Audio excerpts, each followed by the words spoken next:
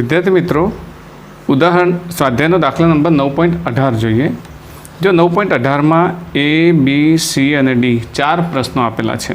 આપણે 1 by 1 solve કરતા જઈએ. એટલે હવે પહેલાં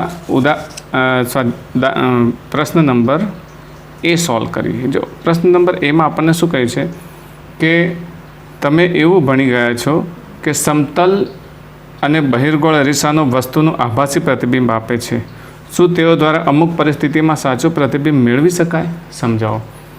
તમે અરીસા વિશે સમજી ગયા છો કે અરીસો હંમેશા આભાસી પ્રતિબિંબ આપે છે, પણ શું એના દ્વારા સાચું પ્રતિબિંબ મેળવી શકાય?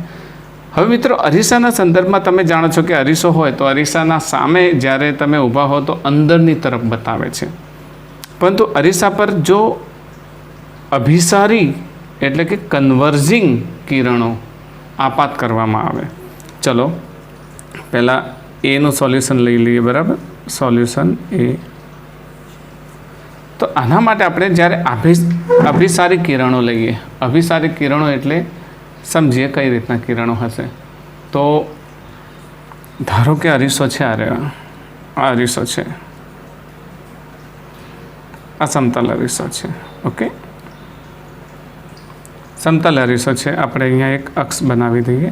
તો આ અક્ષ છે. તો હવે જ્યારે અભિસારી કિરણો એના પર આપાત થાય, અભિસારી કિરણો એટલે એક આ પ્રમાણે કન્વર્જિંગ, આ કન્વર્જિંગ આમ ભેગા થતા હોય ને એ પ્રમાણે, તો એ કિરણો સીધા જઈ અને આ રીતે એક સ્થાને પ્રતિબિંબ બનાવે. આ વાસ્તવમાં આપણું આભાસી પ્રતિબિંબ છે. તમે જાણો છો ને, અરીસામાં આ પ્રમાણે બને છે. પણ જો આ આભાસી વસ્તુ તરીકે વર્તે, આભાસી વસ્તુ તરીકે, તો એના દ્વારા પરાવર્તન પામેલા, અરીસા દ્વારા પરાવર્તન પામેલા કિરણો આ જગ્યાએ મળે આપણને, આ જગ્યાએ. અને આ જે છે O ડેશ લઈએ તો એ આપણને વાસ્તવિક પ્રતિબિંબ મળશે. જો અરીસા દ્વારા વાસ્તવિક પ્રતિબિંબ આ રીતે મળી શકે. ઓકે, આ વાસ્તવિક પ્રતિબિંબ મળે છે. તો આપણે એ નોંધ શું કરી શકીએ કે જો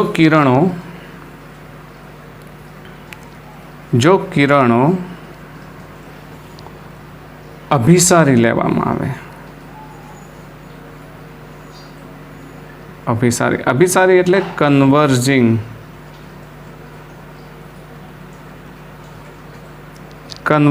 લેવામાં આવે. હવે આ આપણે સમતલ અરીસા માટે લખીએ છીએ, સમતલ અરીસા માટે. તો કિરણો કન્વર્જિંગ લેવામાં આવે તો વાસ્તવિક પ્રતિબિંબ શક્ય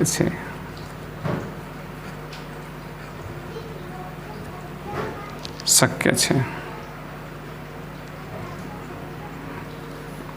હવે આ વાત આને લગતી કરી. હવે બીજી વાત આપણને બહિર્ગોળ અરીસા માટેની કરી છે કે બહિર્ગોળ અરીસામાં આ પ્રમાણે શક્ય છે. તો ચલો બહિર્ગોળ અરીસા માટે વાત કરીએ.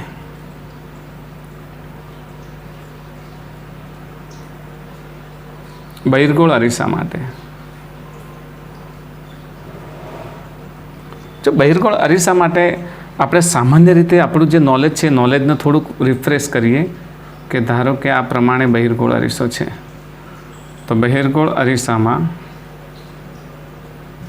ધારો કે એની અક્ષ છે.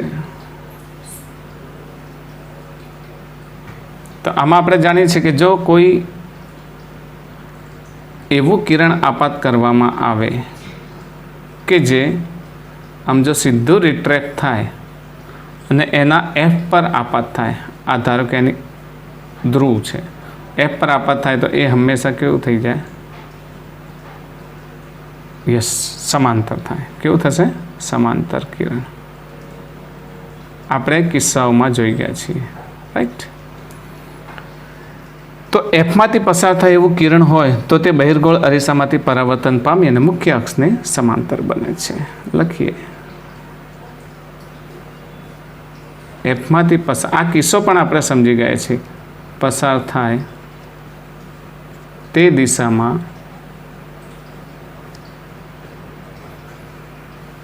કિરણ આપાત કરતા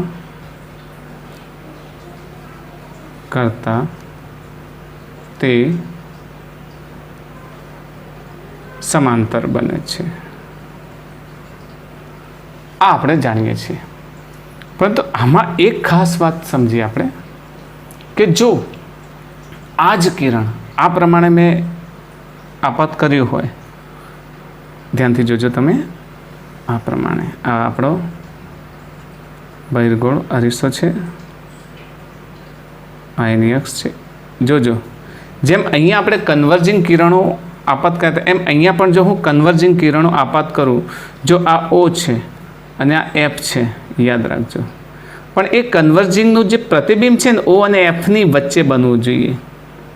દાખલા તરીકે આ રીતે મેં આપાત કર્યા કિરણો, તો આ જે પ્રતિબિંબ છે ને એ O અને Fની વચ્ચે બનવું જોઈએ.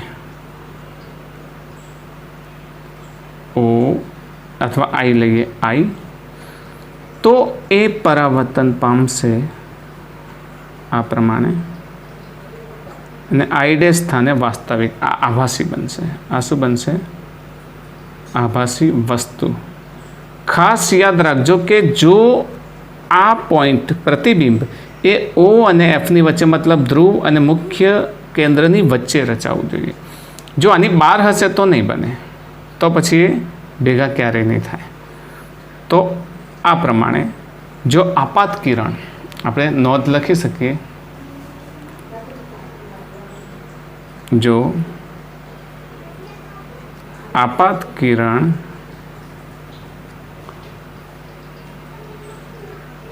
O Fની વચ્ચે પ્રતિબિંબ બનાવે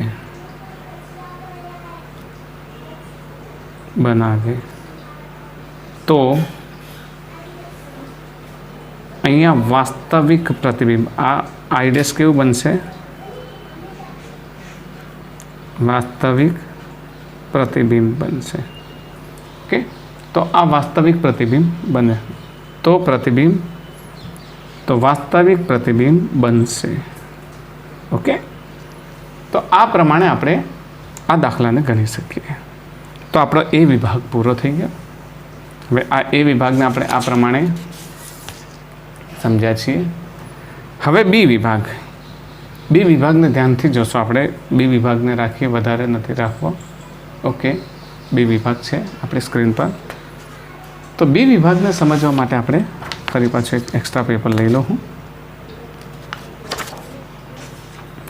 બી વિભાગને સમજવા માટે પ્રશ્નને સમજીએ. અહીંયા શું કહે છે આપણને બી વિભાગમાં કે જો આપણે હંમેશા કહીએ છીએ કે આભાસી પ્રતિબિંબને પડદા ઉપર ઝીલી શકાતું નથી. હા, બરાબર છે. છતાં આપણે જ્યારે આભાસી પ્રતિબિંબને જોઈએ છીએ તે સ્વાભાવિક છે કે તે આપણી આંખના રેટિના પર ઝીલીએ છીએ. શું અહીં કોઈ વિરોધાભાસ છે? ના, આ સીધી વાત છે. આ સીધી વાતને સમજાવવામાં કોઈ મુશ્કેલી પડે એમ નથી. તમને પણ નહીં પડે અને અહીંયા હું સમજાવું એમાં પણ તમને સમજવામાં મુશ્કેલી નહીં પડે. તો આપણે આને સમજી લઈએ. જો ધારો કે આપણી આંખ છે, આપણે આંખ બનાવી દઈએ એટલે તમને વધારે ખ્યાલ આવે. આંખ છે, અમે આંખ બનાવી. ઓકે, હવે આ આંખ છે, આંખનો આ અંદરનો વિભાગ છે, રેટિનાવાળો વિભાગ છે. તમે જાણો છો કે આ વિભાગ કયો છે? રેટિના. ઓકે, હવે ધારો કે કોઈ અરીસો છે, અહીંયા અરીસો હું લઈ લઉં, આ પ્રમાણે અરીસો લઈ લઉં. અરીસો મેં કોઈ એક વસ્તુ મૂકી અહીંયા આગળ, તો વસ્તુમાંથી નીકળેલું પ્રતિબિંબ, વસ્તુમાંથી નીકળેલા કિરણો આ પ્રમાણે, ધારો કે એ વસ્તુનું અંતર જો અરીસાથી x હોય ને, આપણે અરીસામાં સમતલ અરીસાના કિસ્સામાં સમજાવી દીધા છે, તો આ પણ x હોય, તો અહીંયા વસ્તુનું પ્રતિબિંબ બનશે. આ વસ્તુનું પ્રતિબિંબ બનશે. તો અહીંયાથી ડાયવર્સ થયેલા જે કિરણો છે ને, ડાયવર્જિંગ કિરણો, એ કિરણો ડાયવર્જિંગ એટલે તમે સમજો છો કે કન્વર્જિંગ અભિસારી કિરણો, એ અભિસારી કિરણો સીધા આંખમાં પડે છે અને અહીંયા આંખના રેટિના પર એનું પ્રતિબિંબ બનાવે છે, આનું સ્પોટ બનાવે છે આઈ. આ આભાસી છે, વસ્તુ તરીકે વર્તે છે અને આ વાસ્તવિક બને છે. શું બને છે? વાસ્તવિક વસ્તુ બને છે. તો મિત્રો અહીંયા તમે સમજી શકો છો કે પરિસ્થિતિ શું થાય છે. તો આંખના કિસ્સામાં અરીસાનું આભાસી પ્રતિબિંબ એ આંખ માટે વાસ્તવિક પ્રતિબિંબ બને છે. લખી શકીએ કે આંખના કિસ્સામાં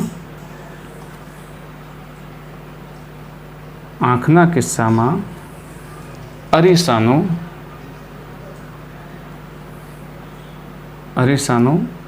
આભાસી પ્રતિબિંબ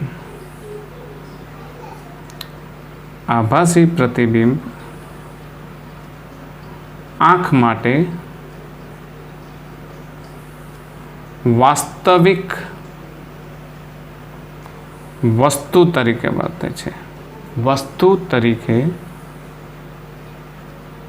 વર્તે છે.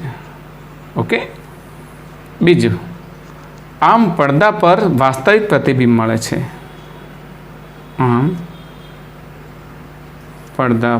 પડદો એટલે રેટિના પર વાસ્તવિક પ્રતિબિંબ મળે છે. અહીં રેટિના પડદા તરીકે કાર્ય કરે છે. તો આ હતો આપણો બીનો જવાબ. ચલો હવે સીની વાત કરીએ. તો સીને સમજી લઈએ આપણે. તો સીને સમજવા માટે આપણે સીને રાખીએ હવે સ્ક્રીન પર. સીને વાંચી શકો છો, ફક્ત સી છે. તો સી, પાણીની અંદરથી અંડર વોટર એક વ્યક્તિ તળાવના કિનારે ઊભા રહેલા એક માછીમારને ત્રાસી આંખે ઓબ્લિકલી જુએ છે. ત્રાસી આંખથી જુએ છે, ત્રાસી રીતે. તો તેને એ માછીમારની ઊંચાઈ ખરેખર ઊંચાઈ કરતાં લાંબો દેખાશે કે ટૂંકો દેખાશે? જો આ પરિસ્થિતિને વિઝ્યુઅલાઇઝેશન કરીએ આપણે, તો અહીંયા વિચારો કે આ તળાવનો કિનારો છે અને અહીંયા વિચારો કે આ પાણી છે, બરાબર? પાણી છે ને પાણીની અંદર એક અંડર વોટર ડાઈવર છે. અંડર વોટર એટલે આપણે અહીંયા વિચારી લઈએ કે આ તરી રહ્યો છે વ્યક્તિ અને અહીંયા માછીમાર ઊભો છે, એક માછીમાર ઊભો છે. હવે અહીંયા એક સીધી વાત આપણે સમજીએ કે જો અહીંયાથી પ્રકાશનું કિરણ આમ આવે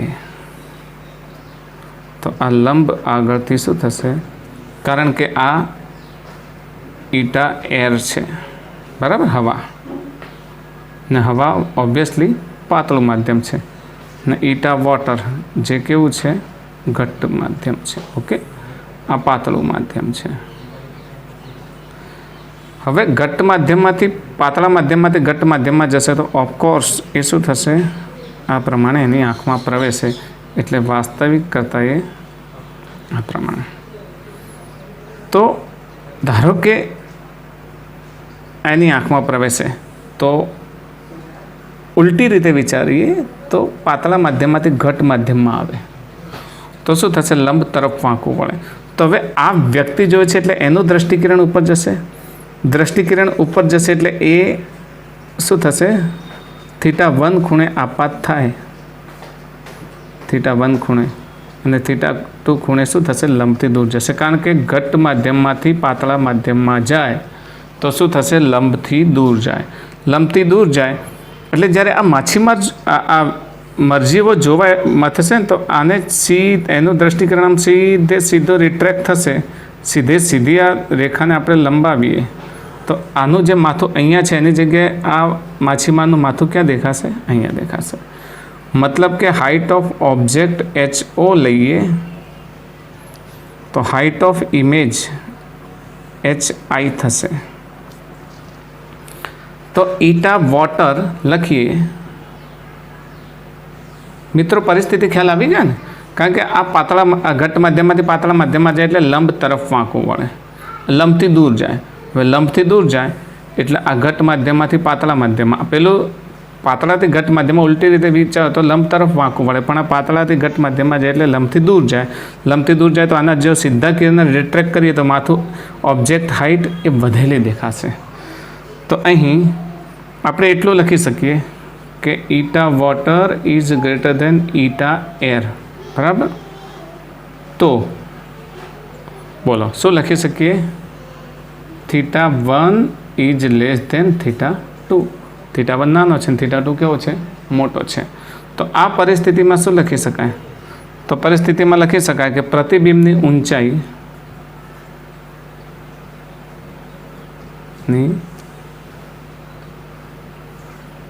ઊંચાઈ વધેલી જણાય છે. વધેલી જણાય છે. આમ માછીમાર તેની ખરેખર ઊંચાઈ કરતાં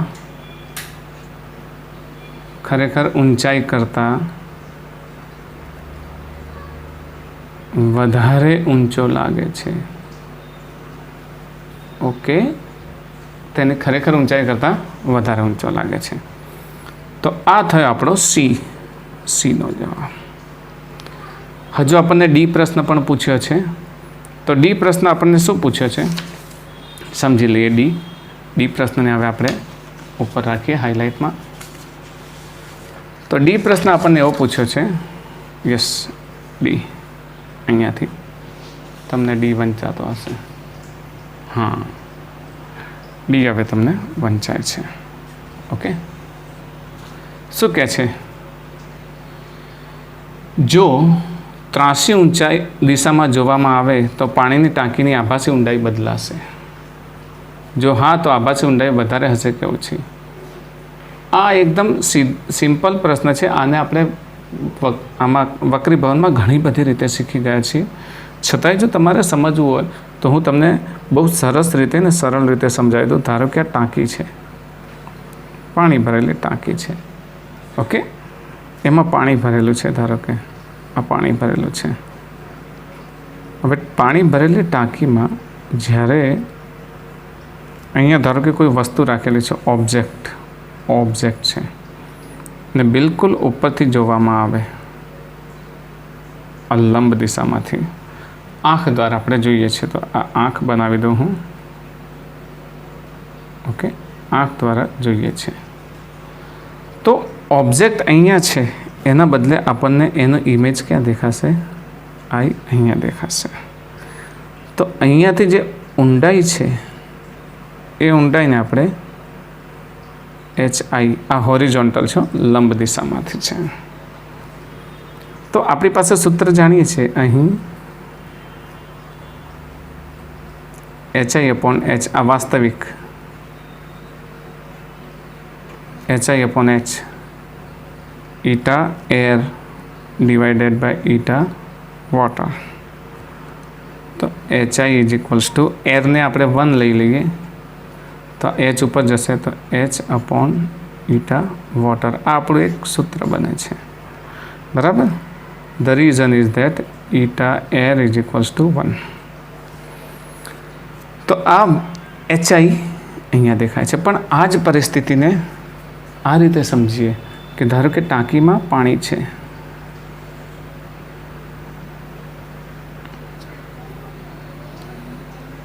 ટાંકીમાં પાણી છે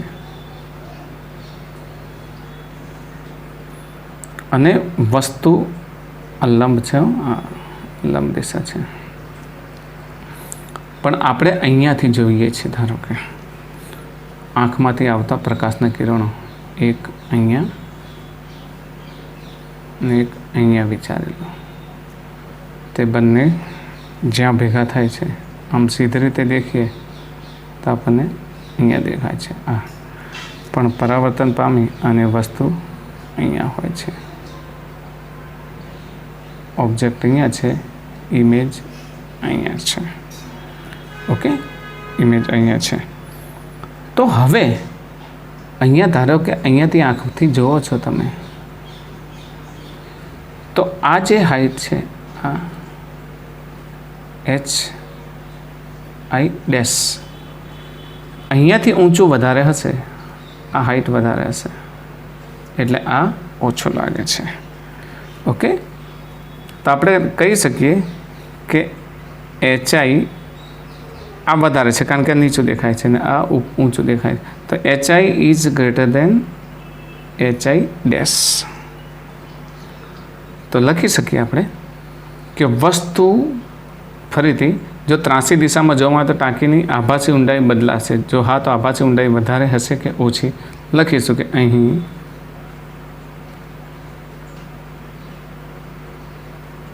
આભાસી ઊંડાઈ ઓછી હશે. કેવી હશે? ઓછી હશે. તો આ HI ડેશ નાનું છે HI કરતાં. તો આ પ્રમાણે આપણે આને સમજાવી શકીએ. હવે છેલ્લો પ્રશ્ન છે, છેલ્લા પ્રશ્નને સાથે સાથે જ લઈ લઈએ. છેલ્લો પ્રશ્ન આપણને શું સમજાવે છે? જો કે સાદા કાચ કરતાં હીરાનો વક્રી ભવનાંક ઘણો મોટો હોય તો આ હકીકત હીરા ઘસોને કઈ રીતે ઉપયોગી છે? તો સમજી લઈએ આપણે અહીંયા આગળ કે સાદા કાચ કરતાં હીરાનો વક્રી ભવનાંક ઘણો મોટો હોય. આપણે સાદા કાચ અને હીરા બંનેની વાત કરીએ તો હીરા માટે પહેલાં વાત કરીએ તો હીરા માટે, ડાયમંડ માટે ઈટા કેટલો થાય છે ખબર છે ને તમને? 2.42. હવે આવા સંદર્ભમાં θc ક્રાંતિકોણ શોધવો છે. આપણી પાસે સૂત્ર છે, યાદ છે ને થિયરી લેક્ચરમાં, સાઇન ઇન્વર્સ 1/η. ચલો આ ગણતરી આપણે કરવા જઈએ તો જાણીએ છીએ કે સાઇન ઇન્વર્સ 1/2.42. બેઝિક થિયરી વિડીયોમાં મેં આ સમજાવી દીધું છે. એટલે θc જો આપણે મેળવીએ તો સીધો આપણને કેટલો મળે છે? 24 ડિગ્રી. હવે 24 ડિગ્રીમાં પરિસ્થિતિ શું થાય કે જે ડાયમંડ છે ને એ ડાયમંડને હીરા ઘસુ આરામથી પહેલ પાડી શકે છે. આરામથી આ પ્રમાણે એવા પહેલ પાડી શકે કે જેથી આ હીરા ઘસુ જ્યારે એને પહેલ પાડવા બેસે ને તેમની પાસે એક વિશાળ રેન્જ બની જાય ડાયમંડની. આ ડાયમંડ છે. ઓકે, ડાયમંડમાં વિશાળ રેન્જ બની જાય. તો આટલા નાના ક્રાંતિકોણ માટે લખી શકીએ, આટલા નાના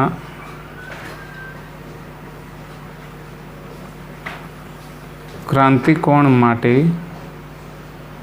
કુશળ કારીગરો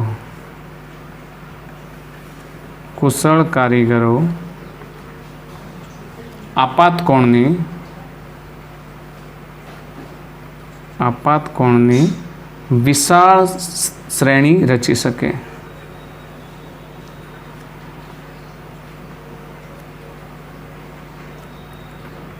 શકે. જેથી પ્રકાશનું કિરણ અનેક વખત પરાવર્તન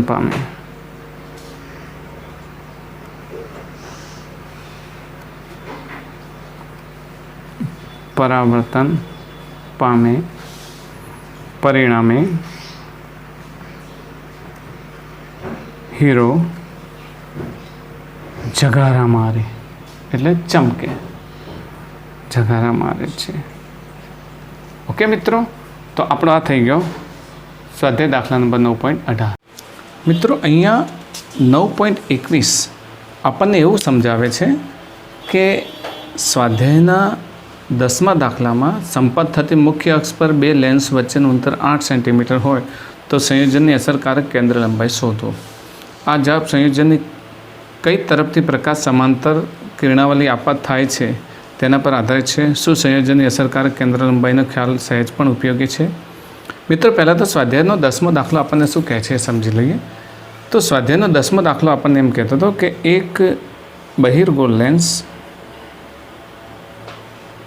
જેની કેન્દ્ર લંબાઈ 30 સેન્ટીમીટર અને એક અંતર્ગોળ લેન્સ આ પ્રમાણે એકબીજા સાથે ટચ થયેલા છે જેની કેન્દ્ર લંબાઈ 20 સેન્ટીમીટર છે. એકબીજા સાથે ટચ થયેલા છે એવું કહે છે. અને પછી એની સંયુક્ત કેન્દ્ર લંબાઈ શોધવાની હતી. આવો દાખલો હતો. તો આ દાખલામાં હવે થોડોક ફેરફાર કરી દીધો છે ને મુખ્ય અક્ષ પર બે લેન્સ વચ્ચેનું અંતર 80 સેન્ટીમીટર.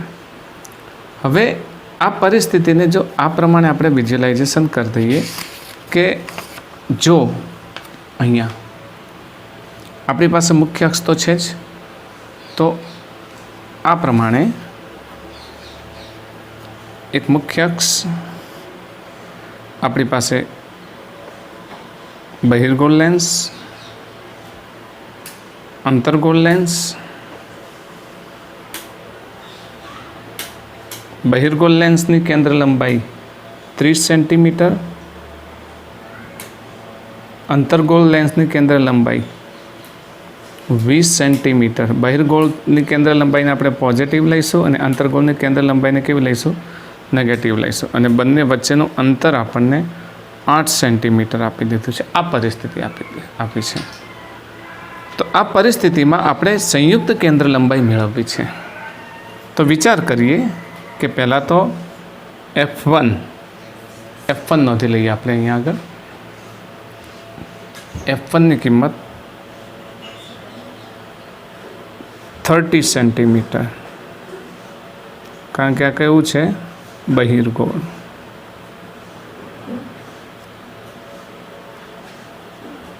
F2 -20 સેન્ટીમીટર, કારણ શું છે? અંતર્ગોળ. તો બહિર્ગોળ અને અંતર્ગોળ અને D એમના વચ્ચેનું અંતર 8 સેન્ટીમીટર. તો આ પરિસ્થિતિમાં સંયુક્ત કેન્દ્ર લંબાઈ શોધીએ. આપણી પાસે સંયુક્ત કેન્દ્ર લંબાઈનું સૂત્ર છે, મેળવી લઈએ કે D અંતરે રહેલા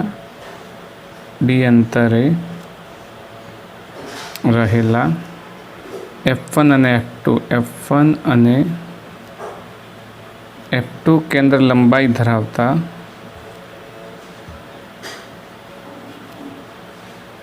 ધરાવતા બે લેન્સ વચ્ચેનું અંતર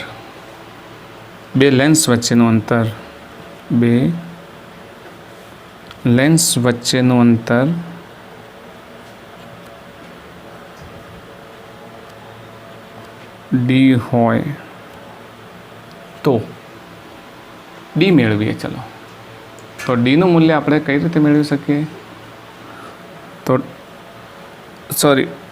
સંયુક્ત કેન્દ્ર લંબાઈને F ઇક્વલ લઈ લઈએ. 1/F1 + 1/F2 - D/F1 F2. કિંમતો મૂકી દઈએ. 1/30 - 1/20. એકચ્યુઅલી F2 માઇનસ છે એટલે આપણે માઇનસ લઈશું. અને -8/30 × -20. તો F ઇક્વલને આપણે હવે આની જરૂર નથી, આને હટાવી દઈએ આપણે. તો આપણે F ઇક્વલ મેળવી લઈએ તો -300. ગણતરી કરી લેજો તમે, એટલે તમને ખ્યાલ આવી જશે, આરામથી મળી જશે. કંઈ ગણતરી કંઈ અઘરી નથી. ઓકે, -300 સેન્ટીમીટર છે. તો આ F ઇક્વલ આપણે લઈ લીધું. હવે આપણને અહીંયા આ F ઇક્વલને યાદ રાખશો. -300 કદાચ સ્ક્રીનમાં ન આવે તો વાંધો નહીં, હું જરાક આને આમ ખસાડીને રાખું છું. ઓકે, હવે આપણને દાખલાની રકમમાં શું કહે છે, જો રકમ વાંચો કે સંયોજનની કઈ તરફથી પ્રકાશની સમાંતર કિરણાવલી આપાત કરવામાં આવે છે તેના પર આધારિત છે. શું સંયોજનની અસરકારક કેન્દ્ર લંબાઈનો ખ્યાલ સહેજ પણ ઉપયોગી થશે? ચલો, અસરકારક કેન્દ્ર લંબાઈ આપણે મેળવી લીધી, કેટલી છે? -300, યાદ રાખશો. હવે આ પરિસ્થિતિને આપણે બે કિસ્સામાં લઈશું, કારણ કે આપણી પાસે જે છે એમાં આ જો આપણે આ પરિસ્થિતિ હતી, આ પરિસ્થિતિમાં એક વખત આ બાજુથી સમાંતર કિરણો આપાત કરીશું.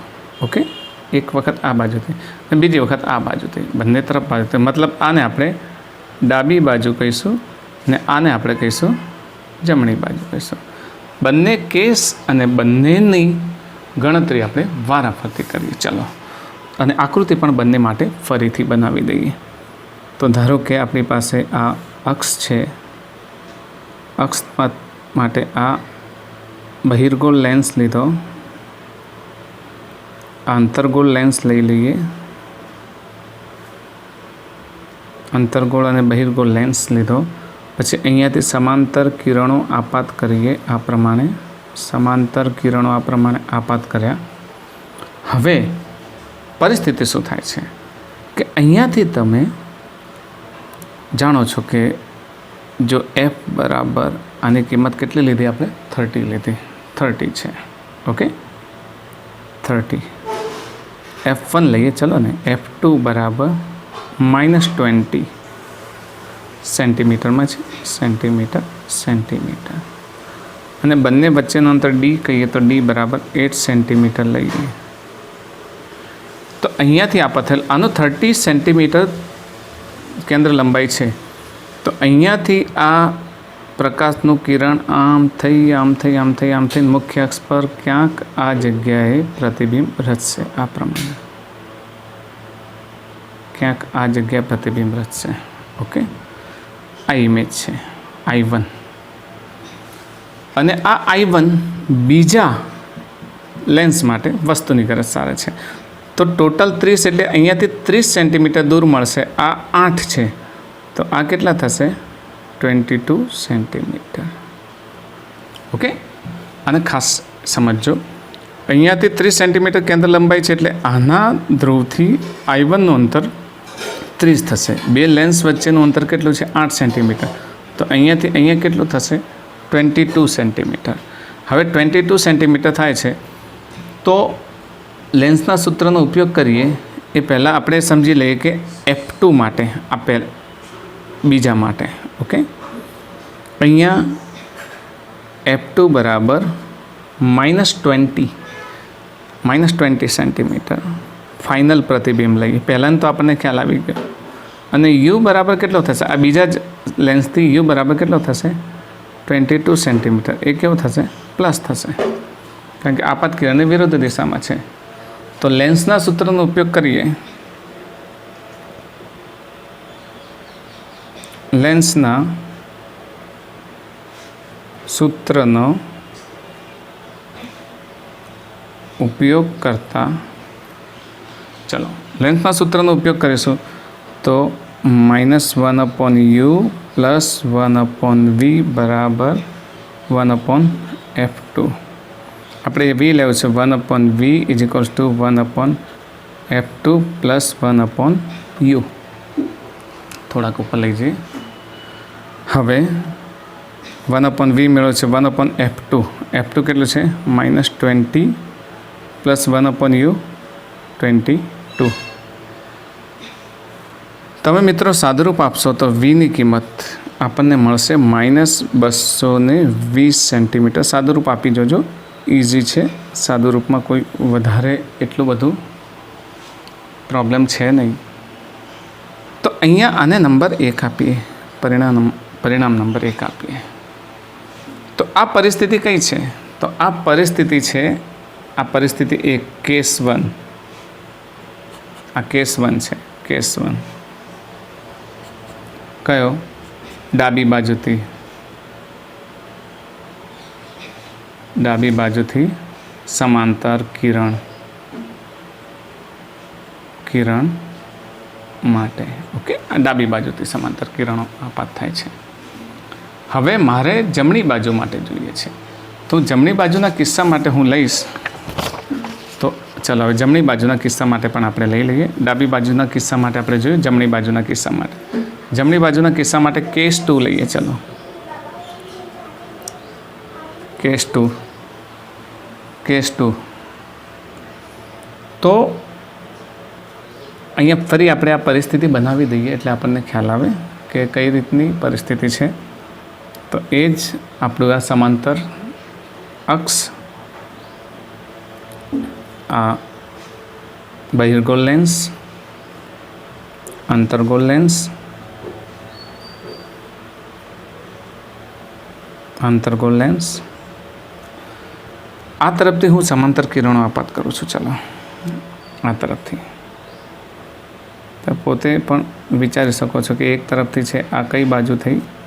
જમણી બાજુ. ઓકે, તો આપાત કિરણ જમણી બાજુથી. હવે શું થશે? તો આ જે છે એ અહીંયાથી શું થશે? વિવર્ધિત થાય છે. તમે પોતે જુઓ, અહીંયાથી વિવર્ધિત થશે, કારણ કે અહીંયાથી વિવર્ધિત થશે. વિવર્ધિત થશે ને એનું પ્રતિબિંબ ક્યાં બનશે? આપણે વિચારીએ કે મુખ્ય અક્ષના અહીંયા પ્રતિબિંબ બનશે. આપણે જાણીએ છીએ આમ વિવર્ધિત થશે પ્રકાશ, પણ એનું પ્રતિબિંબ અહીંયા બનશે. હવે આ અંતર આપણે એ જાણીએ છીએ F1 બરાબર 30 સેન્ટીમીટર ને F2 બરાબર 20 સેન્ટીમીટર માઇનસ 30 સેન્ટીમીટર અને 20 સેન્ટીમીટર. તો આ 20 સેન્ટીમીટર, તો 20 સેન્ટીમીટર દૂર થશે. બંને વચ્ચેનું અંતર કેટલું છે? 8 સેન્ટીમીટર. તો ટોટલ વિચારો કે અહીંયાથી આ શું થાય છે? અહીંયા પ્રતિબિંબ મળે છે. તો વસ્તુ અંતર આપણને યુ અહીંયા મળશે. યુ બરાબર 20 સેન્ટીમીટર. ઓકે, 28, સોરી, અહીંયાથી લઈશું ને, યુ બરાબર 28 સેન્ટીમીટર અને F1 બરાબર 30 સેન્ટીમીટર પ્લસ મળે છે. તો અહીંયા ફરીથી અરીસાના સૂત્રનો ઉપયોગ કરીએ. અહીંયા લખીએ, અહીં યુ બરાબર -28 સેન્ટીમીટર, કારણ કે આપાત કિરણની દિશામાં છે. આપાત કિરણ અહીંયાથી છે ને એ જ જગ્યાએ પ્રતિબિંબ મળે છે I1 અને I2 ફાઇનલ અહીંયા મળે છે. તો યુ બરાબર -28 સેન્ટીમીટર અને F બરાબર 30 સેન્ટીમીટર. તો ફરીથી લેન્સનું સૂત્ર લઈએ. લેન્સનું સૂત્ર શું થશે? તો -1/u પ્લસ 1/v બરાબર 1/f1. એક કામ કરીએ, V2 છે તો V2 લઈએ. તો -1/-28 પ્લસ 1/v2 મેળવવાના છે બરાબર 1/f130. તો 1/v2 બરાબર 1/30 -1/28. બે માઇનસ પ્લસ થઈ જાય. તો જ્યારે સાદુરૂપ આપશો તો V2 તમને મળશે લગભગ -420 સેન્ટીમીટર. Okay, centimetre V2. હવે આપણે બંનેની વાત કરીએ તો V1 અહીંયા આપણને કેટલો મળ્યો? તો જો આપણે હમણાં જ કેલ્ક્યુલેશન કર્યું તો V1 આપણને અહીંયા મળ્યા હતા. આ કેસ માટે V1 આપણને 220 સેન્ટીમીટર અને અહીંયા V2 આપણને કેટલા મળે છે? 420 સેન્ટીમીટર. એનો અર્થ એવો થયો, જો મિત્રો, એનો અર્થ એવો થયો કે બંને વખત ફાઇનલ પ્રતિબિંબ કેવું મળે છે? જુદું જુદું મળે છે. તો તારણમાં આપણે લખી શકીએ કે હા,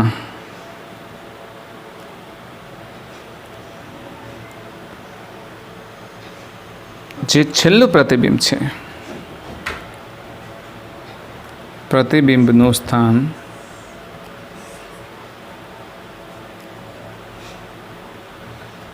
આપાત કિરણની દિશા પર આધારિત છે.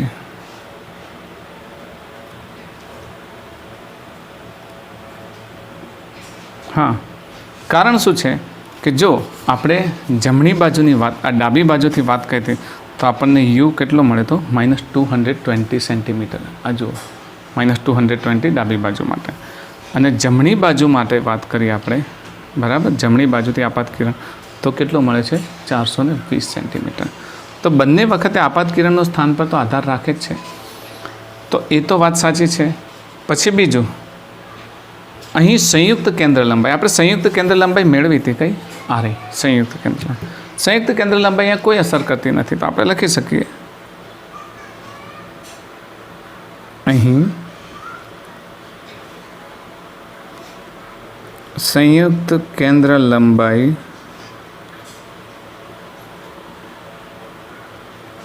પરિણામ પર કોઈ અસર કરતી નથી. મિત્રો, તમારે સ્ક્રીનશોટ પાડવો હોય તો આ પહેલું પેજ છે, આ પહેલા પેજનો તમે સ્ક્રીનશોટ પાડી લો, અને આ બીજું પેજ છે તો આ બીજા પેજનો પણ તમે સ્ક્રીનશોટ પાડી લો, એટલે તમને આરામથી દાખલો સમજ આવી જશે. 9.21નો પાર્ટ બી. મિત્રો, પાર્ટ બીમાં આપણને શું કહ્યું છે એ સમજો કે ઉપરયુક્ત ગોઠવણીમાં, ગોઠવણી એટલે આપણી આ હતી ને, આપણે બંને તરફથી આપાત કરે તો યાદ છે ને કે એમાં F1 ને F2 ને, તો ઉપરયુક્ત ગોઠવણીમાં 1.5 સેન્ટીમીટર ઊંચાઈની એક વસ્તુને બહિર્ગોળ લેન્સ તરફ 40 સેન્ટીમીટર અંતરે મૂકવામાં આવે છે. ચલો આપણે આખી વાતને સમજી લઈએ કે કઈ રીતે અહીંયા પૂછ્યું છે. તો આ ગોઠવણી આવા પ્રકારની છે કે ધારો કે આપણી આ અહીંયાથી આ અક્ષ છે, અક્ષ પર આપણા બે લેન્સ છે, આમાં આ બહિર્ગોળ લેન્સ અને આ અંતર્ગોળ લેન્સ, અંતર્ગોળ લેન્સ, અંતર્ગોળ લેન્સ, બરાબર. અંતર્ગોળ લેન્સને આ પ્રમાણે સમજો જરા.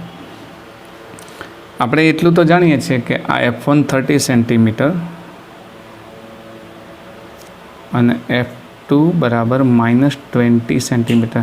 અંતર્ગોળ છે એટલે માઇનસ લઈએ છીએ, અને બહિર્ગોળ છે એટલે પ્લસ લઈએ છીએ. બંને વચ્ચેનું અંતર 8 સેન્ટીમીટર છે. અને બીજું કે આપણને એવું કહ્યું છે કે 1.5 સેન્ટીમીટર ઊંચાઈની એક વસ્તુને બહિર્ગોળ લેન્સ તરફ 40 સેન્ટીમીટર અંતર, તો બહિર્ગોળ લેન્સ આ રહ્યો, તો આ તરફ 40 સેન્ટીમીટર અંતરે, તો અહીંયા હું આટલે લઈ લઉં 40 સેન્ટીમીટર અંતરે, આ રહ્યું H બરાબર 1.5 સેન્ટીમીટર ઊંચાઈની વસ્તુ છે. તો અહીંયાથી આ અંતર 40 સેન્ટીમીટર લઈ લઉં છું. તો આ 40 સેન્ટીમીટર અંતરે વસ્તુને મૂકવામાં આવે છે. તો સંયોજનથી મળતી મોટવણી અને પ્રતિબિંબની ઊંચાઈ શોધો. તો આ સંયોજનની મોટવણી અને પ્રતિબિંબની ઊંચાઈ શોધો. હવે હું આને ફૂલ સ્ક્રીનમાં લઈ લઉં છું, એટલે આપણને રકમ તો તમે સમજી ગયા છો. તો હું હવે અહીંયા બંને ગણતરી કરવી પડશે મારે, કારણ કે એક આપણે આનું ફાઇનલ લેવું હોય તો પહેલાં સંયોજનની, પહેલાં લેન્સ માટે લઈએ બહિર્ગોળ લેન્સ માટે, પછી લઈએ અંતર્ગોળ લેન્સ માટે. તો 1 by 1 બંને માટે લઈ લઈએ. તો પહેલાં લઈએ બહિર્ગોળ લેન્સ માટે, બહિર્ગોળ લેન્સ માટે. ચલો, બહિર્ગોળ લેન્સ માટે વસ્તુ અંતર કેટલું છે? આ તરફ આપાત કિરણની દિશામાં છે, એટલે U બરાબર -40, ચિહ્નો યાદ રાખશો. અને એની કેન્દ્ર લંબાઈ F1 બરાબર 30 સેન્ટીમીટર પોઝિટિવ છે. ઓકે, તો અહીંયા લેન્સનું સૂત્ર વાપરીએ. દર વખત હું લખીશ નહીં, -1/u + 1/v = 1/f1. તો મારે તો 1/v શોધવું છે, તો 1/v = 1/f1 + 1/u. ચલો, 1/f1 30 અને u કેટલું છે? -1/40. તો ફાઇનલ જવાબ આપણે વી મેળવવો છે. તમે સાદુરૂપ આપી દેજો. તો સાદુરૂપ આપશો તો વી બરાબર 120 સેન્ટીમીટર મળે છે, 120 સેન્ટીમીટર. હવે લેન્સની મોટવણી, બહિર્ગોળ લેન્સની મોટવણી. અહીં મોટવણી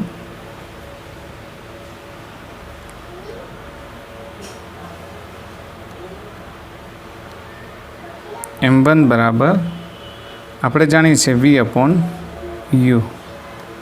વી કેટલા છે? 120 અને યુ કેટલા છે?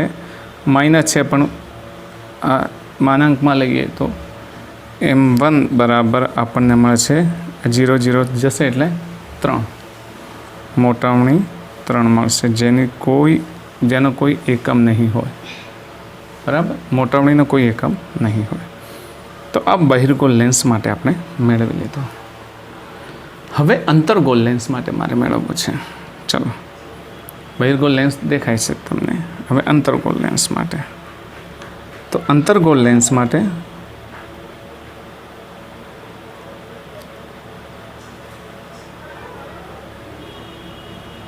ચલો 120 સેન્ટીમીટર એટલે અહીંયાથી લગભગ આશરે આટલે 120 સેન્ટીમીટર લઈ લો.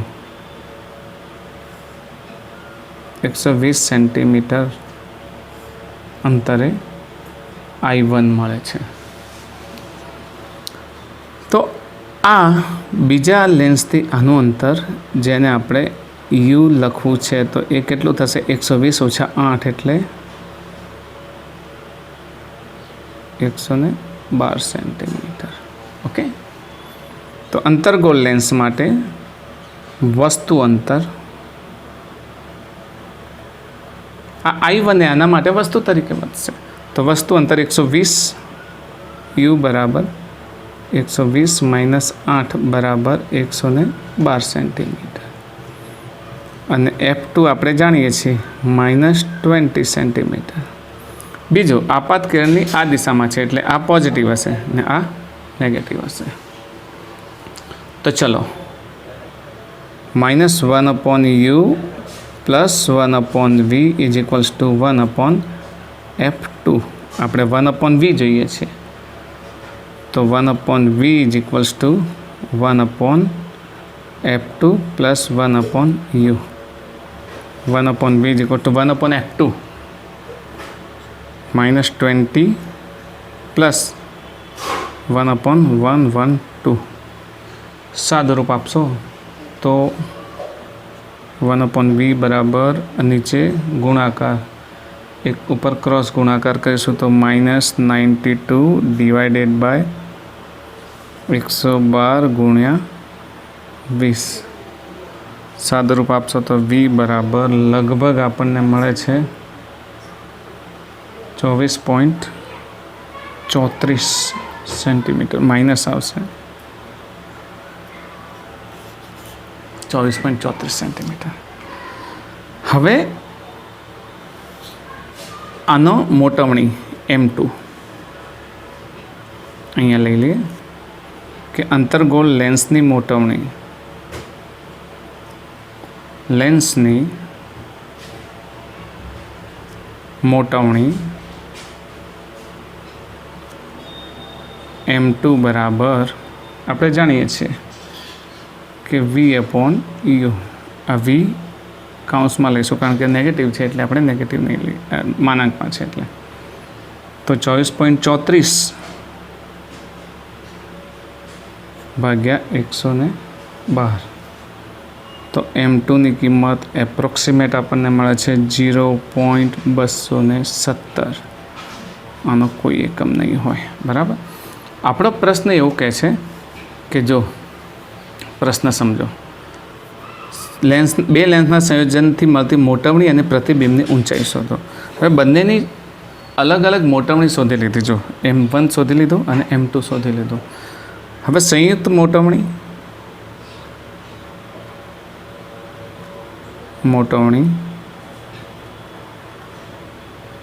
M બરાબર M1 ઇન્ટુ M2. આપણે થિયરીમાં સમજી ગયા છે કે જો લેન્સનું સંયોજન હોય તો મોટવણીનો ગુણાકાર થાય. તો 3 × 0.2 217। तो संयुक्त मोटवणी लगभग आपने मळशे m बराबर 0.651 आ संयुक्त मोटवणी मळी गई। हवे बीजो जो प्रश्न पूछ्यो छे कि प्रतिबिंबनी ऊंचाई, तो प्रतिबिंबनी ऊंचाई आपणे जाणीए छीए कि ऊंचाई m बराबर h2/h1। h1 आपी दीधा है केटला 1.5। तो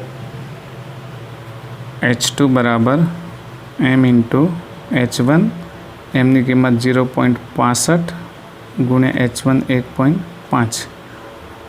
तो h2 बराबर गणी लो ने केटला थाय छे 0.65 गुणिया 1.5 एटले 0.976 एटले 0.98 बराबर ने सेंटीमीटर। तो आपने मळशे प्रतिबिंबनी ऊंचाई 0.98 सेंटीमीटर। तो आ आपणो थई गयो परफेक्ट पार्ट 2। तो 9.21 नो पार्ट ए अने बी बंने आरामथी आपणे मेळवी लीधा। मित्रों, स्वाध्याय दाखला नंबर 9.22 अहीं आपणे एवुं कहे छे कि 60 अंशनो वक्रता कोण धरावता प्रिझमनी सपाटी पर केटला लघुत्तम आपात कोणे आपात थता किरणनो बीजी सपाटीएथी सहज जस्ट पूर्ण आंतरिक परावर्तन। धारो के मैं एक प्रिझम बनाव्यो छे जेनो प्रिझम कोण ए, आ धारो के ए लईए, बी लईए, सी लईए। तो ए आपणे प्रिझम कोण ए बराबर 60 अंश सेल्सियस आप्यो छे। पछी बीजू आपने वक्री भवनांक मतलब म्यू 1.524 आपी दीधो छे। हवे एवुं कह्युं छे कि केटला कोणे आपात करवो जोईए कि जेथी जस्ट बीजी सपाटीथी जस्ट पूर्ण आंतरिक परावर्तन थाय। हवे मित्रों, जो धारो के आपणे अहींया आगळ आपात कर्यो आ रीते धारो के आ लंब छे, लंब साथे आई खूणे में आपात करवाने। हवे एनो अहींयाथी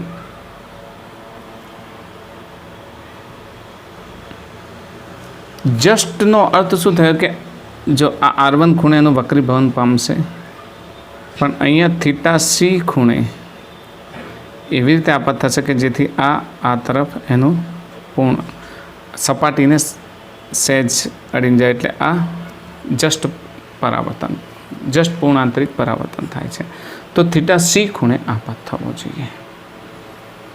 हवे थीटा सी खूणे विचारीए कि जो आपणी पासे म्यू होय तो थीटा सी मेळवવો सहेलो छे। तो प्रिझम माटे आपणे लखीए कि प्रिझम माटे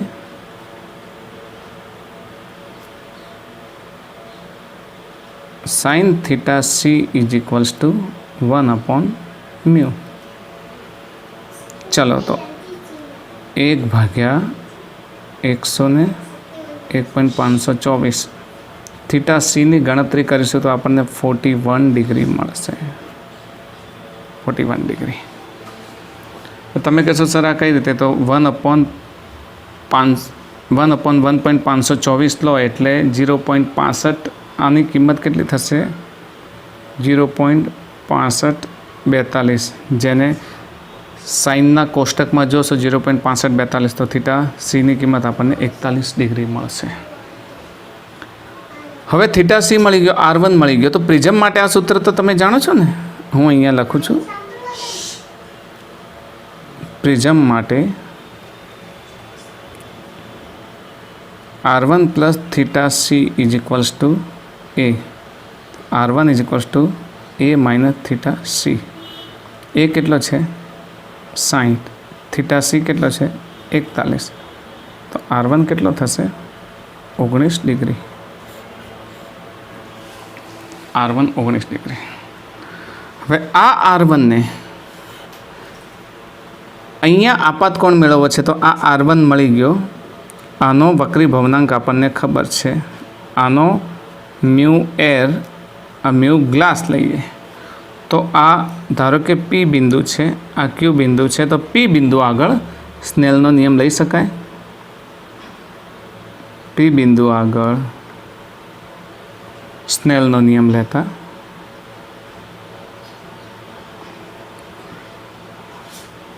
जो मित्रों આપણે थीटा सी ની મદદથી मतलब आ सूत्र है आनी मददथी थीटा सी मेळो। थीटा सी और R1 नो सूत्र है बेजिक थियरी लेक्चर तमे जोजो तो एमां ए बराबर R1 प्लस थीटा सी ना सूत्र परथी R1 मेळवी लीधो। हवे आ R1 knee मददथी I मेळवी शकीशुं।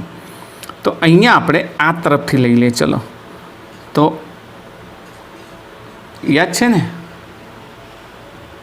sin theta 1 eta 1 sin theta 1 is equal to eta 2 sin theta 2।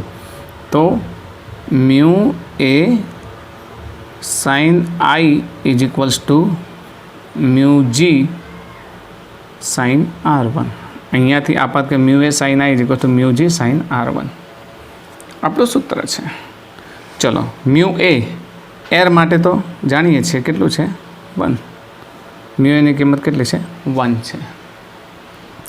sin I शोधवानो छे। म्यू जी 1.524 sin R1 एटले sin 90 डिग्री 19 डिग्री 1.524 कोष्टकनी अंदर जोशो sin 19 की कीमत तो लगभग 0.3256 थशे। ने आ 0.3256 ની કિંમત જો તમે મેળવો આની સાથે ગુણાકાર કરીને તો લગભગ 0.4962 sin I is equals to sin inverse of 0.4962। साइनना कोष्टकमां आनी किंमत जोशो तो I नी किंमत लगभग तमने 29.75 અને એ પણ ડિગ્રીમાં એટલે I ને એપ્રોક્સિમેટ કેટલા લઈએ 30 डिग्री। ओके तो આપણો फाइनल जवाब लखीए कि त्रिशंसना खूणे प्रकाश आपात करता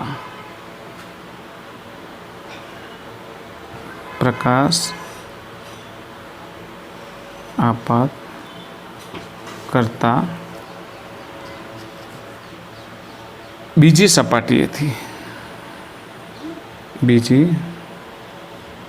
सपाटीए सहज पूर्ण आंतरिक परावर्तन थाय।